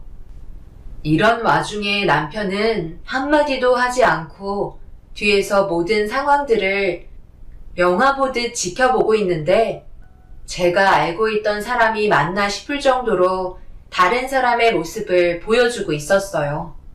더 이상 좋아질 것도 없다는 현실에 이성을 잃어버린 부모님을 말리기 시작했고 뒤이어 경찰이 오면서 모든 상황은 진정이 되었습니다. 어느 정도 예상은 하고 시댁에 찾아간 거였지만 시모의 말들이 너무 충격적으로 다가와서 그런지 극도의 스트레스가 몰려와 아랫배에 통증이 오기 시작했어요. 최대한의 진정이 필요해 서둘러 집으로 돌아갔고 그날 이후부터 남편과는 이혼 절차를 밟기 위해 법적인 소송에 들어갔습니다. 하지만 또 다른 문제가 제 발목을 잡았어요. 남편이 이혼을 해주지 않으려 버티는 모습이 이해할 수가 없었습니다. 알고 보니 뱃속에 있는 아이를 데려가려고 이혼을 하지 않고 좀 더 유리한 방향으로 버티고 있었습니다. 이혼을 한 상태에서 양육권의 싸움은 전적으로 저에게 유리하게 작용했기 때문에 조금이나마 시댁 집안이 아이를 데려가려고 계획을 하고 있었고 시모는 저에게 따로 연락해서 잠시 얼굴 좀 보자며 만나주길 원하셨어요.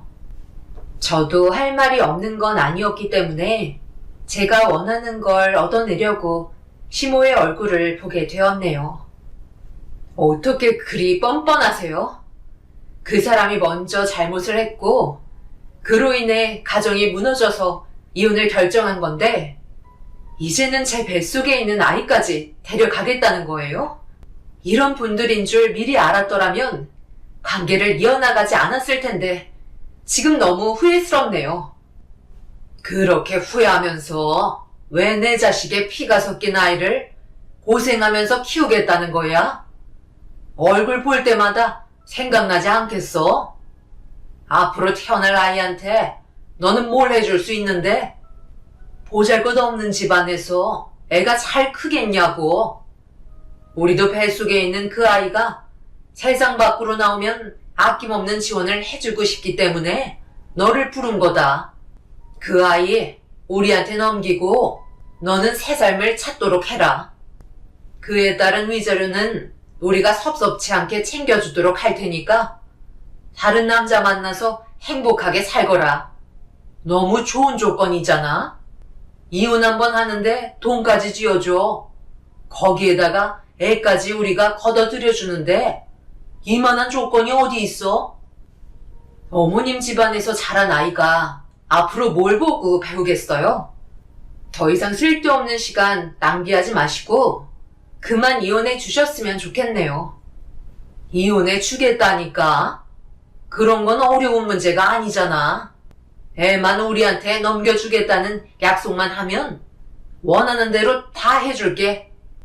그런데 그거 하나만 알아둬라. 네가 계속 고집 부리고 우리가 원하는 대로 따르지 않는다면 그건 전부 네 탓이다. 지금 저한테 압박을 가하시는 거예요?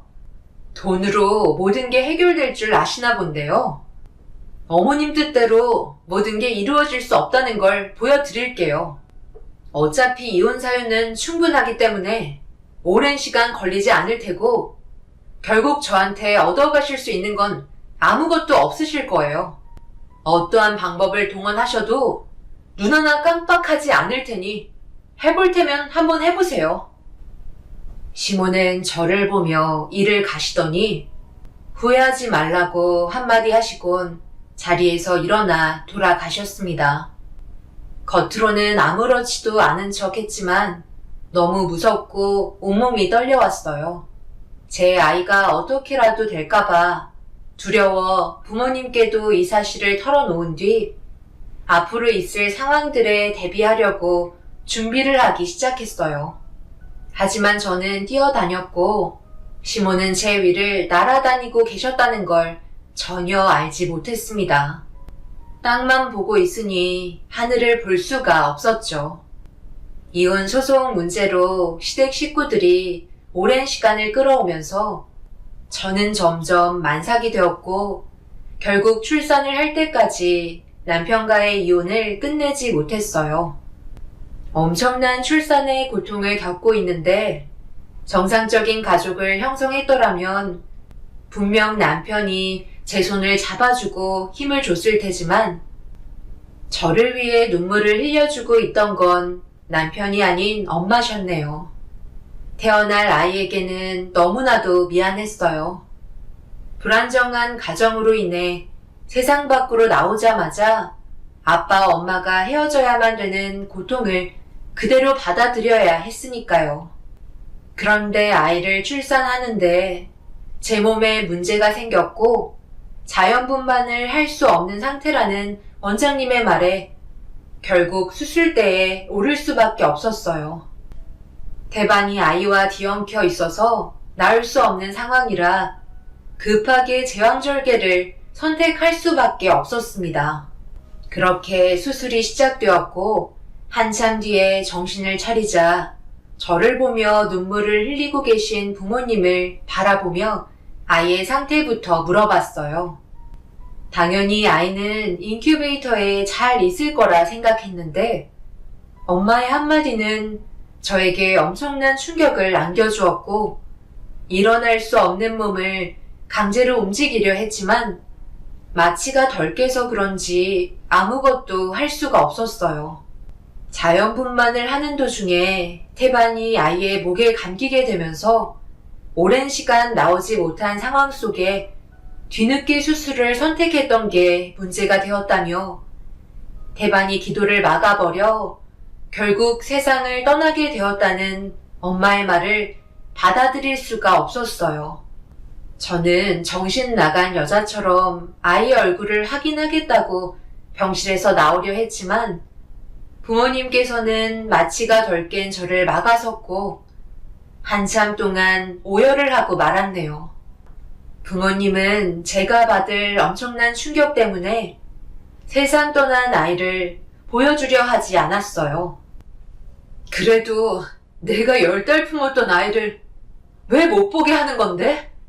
엄마로서 자식 떠나는 건 봐야 할 거 아니야. 당장 이거 놓으시라고요. 나는 그렇게 할 수 없다. 지금 몸도 회복되지 않은 상태에서 네가 쓰러지는 걸 보고 싶지 않아. 사람이 살다 보면 예상하지 못한 일들이 발생되기도 한단다. 엄마는 너를 지켜줘야 할 의무가 있어. 그 아이한테도 차라리 잘된 일일지도 몰라.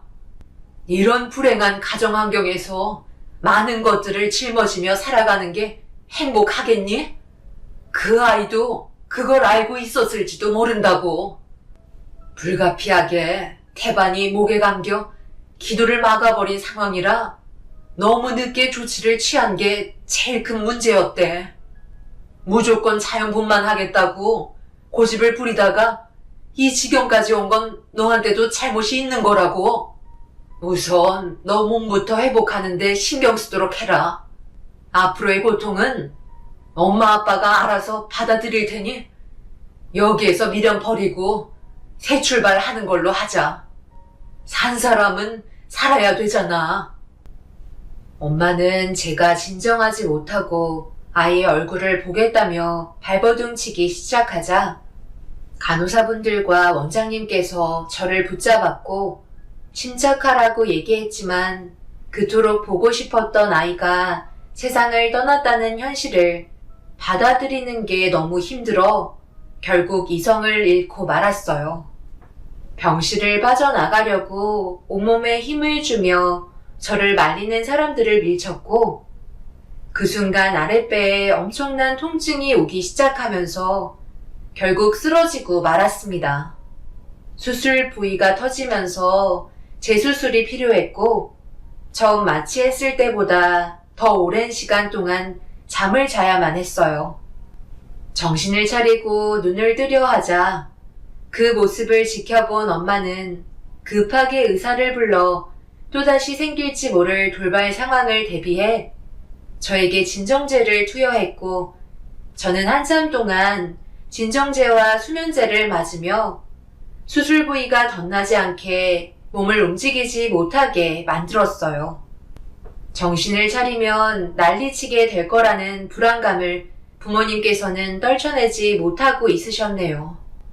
결국 저는 태어난 아이의 얼굴조차 확인하지 못하고 부모님께서 독단적으로 장례를 치렀고 어느 정도 진정이 된 이후 현실을 받아들인 저는 그제서야 세상 떠난 아이가 차가운 납골당 유골함에 안치된 걸 확인할 수 있었습니다.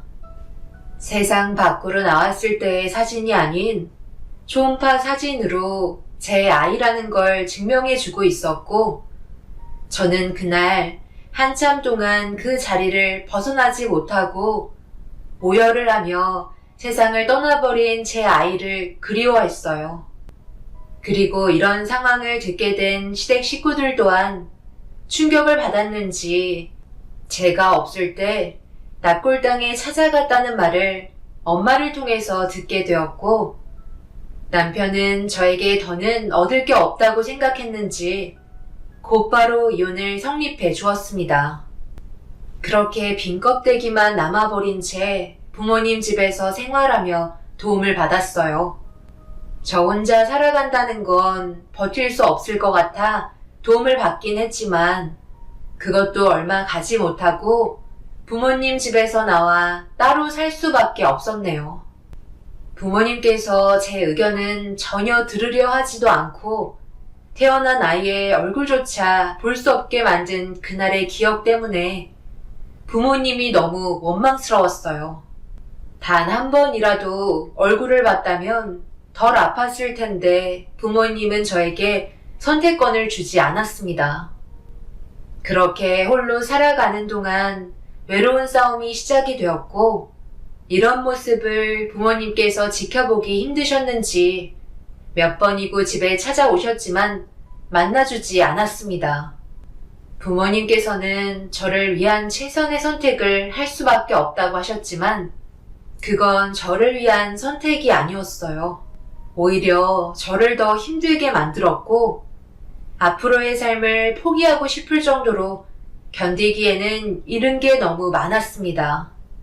그리고 이런 아픔을 알고 있던 한 사람이 제가 겪고 있는 고통을 서로 나눠 가져갔어요.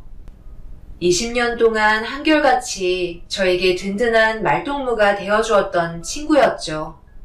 그래도 의지할 수 있다는 친구가 있어서 버틸 수 있었고 시간이 지날수록 조금씩 회복하면서 제가 할 수 있는 것들을 찾아 과거의 아픈 기억을 떠올리지 않으려 노력했습니다. 그리고 그렇게 보낸 세월이 어느덧 6년이라는 시간이 흘렀고 바쁜 일상 때문에 한동안 얼굴을 보기 어려웠던 친구와 저녁 함께 하려고 약속 장소로 나가는 도중 갑자기 발생된 돌발 상황에 문제가 생기고 말았어요. 앞으로 잘 가고 있던 도중에 갑자기 반대편 차선에서 중앙선을 넘어 들어온 차량 한 대가 제 차와 부딪히게 되었고, 다행히 정면 충돌을 피하기는 했지만 저에게 돌진한 차량 안에 있던 사람은 상태가 심각해 보였습니다. 그리고 차량 뒤편에서 아이의 울음소리가 들려오기 시작했어요. 저는 정말 다행히도 약간의 타박상이었지만 상대 차량의 여자는 의식이 없었고 주변 사람들의 신고로 구조대원의 도움을 받아 병원으로 옮겨지게 되었습니다. 저도 사고의 후유증이 있을지도 모르기 때문에 검사를 진행하고 있었는데 수술실에 들어간 여자의 어린 딸도 검사를 받던 도중 계속해서 울음을 멈추지 않고 있었고, 그 모습이 너무 딱해 보여 가까이 다가가 수술실에 들어간 사람이 엄마냐고 물어보자 고개를 한번 끄덕인 채 또다시 눈물을 멈추지 않았습니다. 저도 그렇고 뒷좌석에 타고 있던 아이도 큰 문제는 없어서 다행이었지만 수술실에 들어갔던 여자는 제 차와 충돌 당시 충격이 너무 컸는지 결국 세상을 떠나게 되는 비극적인 결말을 맞이하고 말았네요. 그런데 아이를 데리러 온 다른 가족분들이 보이지가 않아 아이한테 물어봤지만 제 말을 들으려 하지 않았어요. 그리고 잠시 뒤 경찰이 세상 떠난 아이의 엄마를 신원조회를 했는지 무언가를 아이에게 계속 질문을 하고 있었습니다. 긴장한 상태로 눈물만 흘리고 있는 아이를 진정시키며 여러 가지 방법을 동원해 물어봤지만 제 말도 들으려 하지 않았어요. 결국 아무것도 얻지 못한 채 사고로 인한 여러 가지 문제들을 처리하고 있는데 저와 약속을 잡았던 친구가 사고가 났다는 말에 한 걸음에 병원을 찾아왔고 제 몸을 살피기 시작했어요. 그리고 뒤이어 6년 동안 한 번도 얼굴을 본 적 없었던 부모님께서 갑자기 병원으로 달려오셨습니다. 저는 너무 놀라 몸을 돌리며 친구에게 부모님을 불렀냐고 물어보니 부른 적이 없다고 하길래 다시 몸을 돌리자 부모님께서 사고를 당했던 아이한테 달려가 몸 상태를 살피기 시작했어요. 두 눈으로 목격하게 된 현장은 저를 당황스럽게 만들었고 주변을 살피던 부모님께서 저와 눈이 마주치고 말았습니다. 저는 조심스럽게 다가가 당황스러워하는 부모님께 어떻게 된 일이냐고 물어보는 순간 엄마가 아이를 뒤로 숨기며 알 필요 없다고 말을 더듬거리기 시작하셨어요. 저 아이는 어떻게 아시는 거죠? 그리고 여기는 어떻게 알고 찾아오신 거예요? 분명 아무 말도 하지 못하고 눈물만 흘리고 있었는데요? 일단 조사부터 받아야 하니까 경찰서부터 가시죠. 아이가 무사한 건 보셨잖아요? 왜 저 여자분의 차량을 따라간 거죠? 도로에 있는 CCTV를 보니까 꽤 오랫동안 따라붙어서 뒤쫓고 있었던데요. 어차피 조사하면 다 밝혀지니까 숨길 생각은 하지 마세요. 엄마가 저 여자를 뒤쫓았다고요? 왜요? 둘이 아는 사이인 거예요? 왜 아무 말도 하지 않고 고개를 떨구고 계신 건데요? 미안하다. 이게 다 우리 잘못이다. 이렇게 될 거라곤 생각하지 못했는데 사람 일 한 치 앞도 모른다더니 이 모든 건 전부 다 저 여자 때문이다. 내가 나중에 다 설명할 테니까 일단 이 아이부터 데리고 있거라. 정말 미안하다. 무슨 일인지 알려주지도 않은 채 경찰서로 연행된 부모님은 이해할 수 없는 말만 남겨둔 채 병원을 빠져나가셨습니다. 엄마는 저를 보자마자 고개를 들지 못했어요. 뭔가 느낌이 좋지 않아 친구의 도움을 받아 아이를 데리고 경찰서로 향했습니다. 그리고 엄청난 충격적인 진술을 듣게 되었고, 뒤에서 듣고 있던 저는 그동안 부모님과 시댁 집안이 엮여 있었다는 걸 알게 되면서 그 자리에서 주저앉아 부모님의 배신에 오열을 하고 말았습니다. 제가 모든 걸 듣고 있었다는 거에 부모님은 경악을 하셨네요. 엄마가 어떻게 나한테 그런 짓을 할 수가 있어요? 저에게 막대했던 시댁 식구들보다 엄마 아빠가 더 나쁜 사람들이라고요. 미안하다. 이렇게까지 하고 싶지 않았는데 이건 전부 다 너희 아빠가 나를 꼬드겨서 이 지경까지 오게 된 거야. 그렇다고 모든 사실을 다 말하기에는 너무 멀리 와버렸는데 어쩌겠어. 평생을 숨기고 사는 게 옳은 거라 생각했었다. 처음 사부인이 우리한테 개인적으로 찾아와서는 돈을 건네주더구나. 그리고 아이를 건네받았으면 좋겠다고 철저한 계획을 말해주었어. 아이가 위태롭다는 걸 위장해서 세상 떠나게 조작을 하면 가담해 달라는 부탁이었지. 그놈의 돈이 뭔지 우리에게 1차적으로 건네준 돈은 생각보다 너무 많았고 그때 일이 마무리되면 추가적으로 더 주겠다며 아이를 데려올 수 있게만 해달라고 사부인이 부탁을 했었단다. 박서방이 만나고 있던 여자는 불임이라 아이를 가지지 못해서 태어난 아이를 그 여자의 아이로 위장을 하게끔 손을 다 써놓은 상태였어. 이미 산부인과에도 돈을 쥐어주었고 우리만 사부인의 조건을 받아들이면 되는 거라 나쁘지 않은 조건 같아서 사부인의 계획에 가담하기로 했었다. 우리가 선택한 이유는 어차피 네가 새로운 삶을 살았으면 좋겠다는 마음이 제일 컸어. 아이로 인한 올무를 벗겨주고 싶었을 뿐이야. 평생을 다른 남자도 못 만나보고 아이를 위해서 살아야 한다는 건 너무 끔찍한 결정인 것 같아 결국 사부인의 말을 받아들이기로 한 거다. 그래서 출산을 할 때 자연분만 해도 되는 아이를 제왕절개에서 꺼낸 거였고 아이는 세상을 떠나게 됐다고 조작을 한 거지. 당연히 수술 때문에 몸을 움직이지 못했으니까 그동안 시간을 벌 수 있었고 그렇게 아이는 사부인에게 넘겨줬던 거다.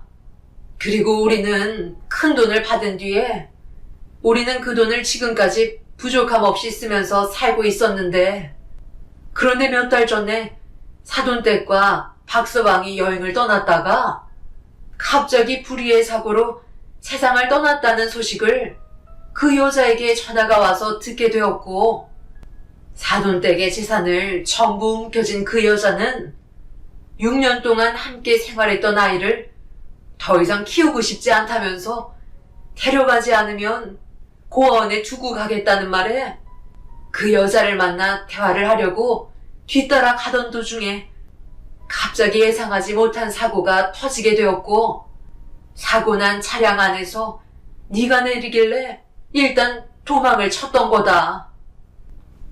엄마의 말에 경악을 하고 말았고 그동안 충격적인 사실들을 숨기며 살아가고 있었다는 거에 부모님을 용서할 수가 없었어요. 결국 부모님은 저에게 숨겨왔던 사실들이 드러나면서 법적인 처벌을 면할 수가 없었고 그날 이후 아예 인연을 끊어버렸습니다. 고아가 될 뻔했던 아이는 제 딸이었다는 말에 현실을 받아들이기가 너무 힘이 들어 확실하게 확인을 해보고 싶었고 유전자 검사 결과 정말 제가 배 아파 낳은 아이가 맞았습니다. 하지만 6년이라는 시간 동안 저에 대한 존재를 모르고 살아왔었기 때문에 엄마라고 설명을 해줘봤자 아무런 소용이 없었어요. 아이는 현실을 받아들일 준비조차 되어 있지 않았기 때문에 많은 시간이 필요했습니다. 그토록 보고 싶었던 제 아이가 곁에 있다는 것만도 감사하게 생각하며 앞으로 좋은 날만 생길 거라고 옆에서 꾸준하게 얘기해줬어요. 시댁 식구들은 결국 자신들의 욕심들과 이기적인 행동들 때문에 세상을 떠났다는 게 참 안타까울 뿐이었네요. 그리고 부모님께서도 돌이킬 수 없는 잘못을 저질렀기 때문에 더 이상 제 앞에 나타나지 않았어요. 그리고 제 딸과 함께한 시간은 어느덧 10년이 지나가 버렸고 16살이 되면서 그동안 가까워지려고 많은 노력을 기울였고 제 딸 서연이도 현실을 어느 정도 받아들이며 살아가고 있었습니다. 분명 과거의 아픈 기억은 어렸을 때라도 기억하고 있었는지 엄마라고 쉽게 말을 꺼내지 못하고 있었어요. 그런데 얼마 전에 제 딸의 지갑 속에서 사진 한 장을 보고 통곡하고 말았어요. 20년 지기 친구와 중간에 서로 마음이 맞아 결혼을 했었는데 결혼식 때 찍었던 사진을 지갑 속에 넣어두었고 엄마 아빠라는 이름을 써 놓았습니다. 그동안 겉으로는 말을 잘 하지 않았지만 마음속으로는 제가 엄마라는 사실을 인정하고 있었다는 게 너무 고마웠어요. 그리고 그날 제 딸 서연이를 품에 안으며 딸에게 내게 다시 찾아온 기적이라고 말해주며 눈물을 쏟아내면서 사랑한다는 말로 제 딸을 따뜻하게 품어주었습니다. 앞으로 함께할 시간이 더 많기 때문에 좋은 일들은 생길 거라는 걸 확신하고 있어요. 과거에 아팠던 기억은 전부 잊어버리고 앞으로 행복만 가득했으면 좋겠습니다. 여러분들께서 저희 가족에게 응원의 한마디 해주시면 많은 도움이 될 것 같아요. 제 사연을 들어주신 분들, 오늘 하루도 힘내시고 행복한 날이 되시길 바랍니다. 감사합니다.